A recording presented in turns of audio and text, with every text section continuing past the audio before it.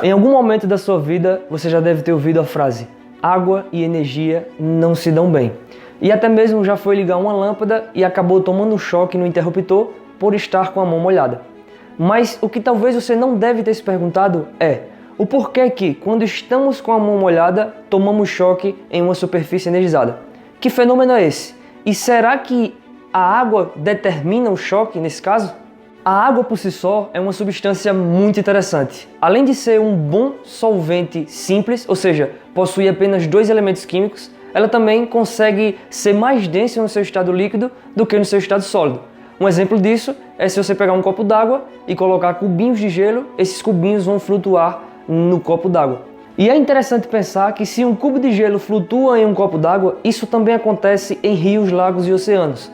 Grandes icebergs e até mesmo as camadas espessas de gelo em suas superfícies literalmente estão flutuando. E apesar de que essas regiões sejam extremamente frias, a água abaixo do gelo continua em uma temperatura ideal para que vidas continuem existindo, como os peixes, por exemplo, mesmo em períodos de extrema baixa temperatura. E isso é tão fascinante que me fez explicar algo que não tem nada a ver com o título do vídeo.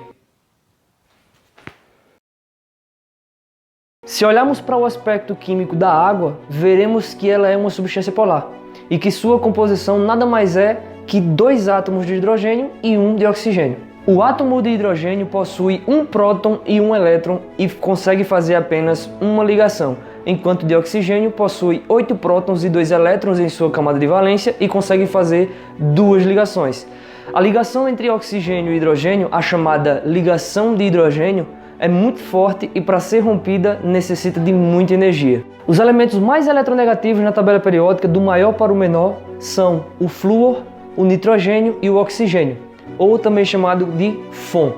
Se observarmos uma molécula de água, veremos que os hidrogênios entram de forma angular no oxigênio e que existe uma aglomeração de elétrons sob o oxigênio. E tudo isso faz com que essa região fique com uma alta densidade eletrônica. Além disso, muito carregada negativamente. E tudo isso resulta em um grande poder de atração da molécula. É agora que você vai entender o porquê da água conduzir energia elétrica. Até agora vimos de forma isolada como funciona uma molécula de água. Mas vê só, quando temos uma grande quantidade de moléculas de água, essas moléculas vão interagir entre si.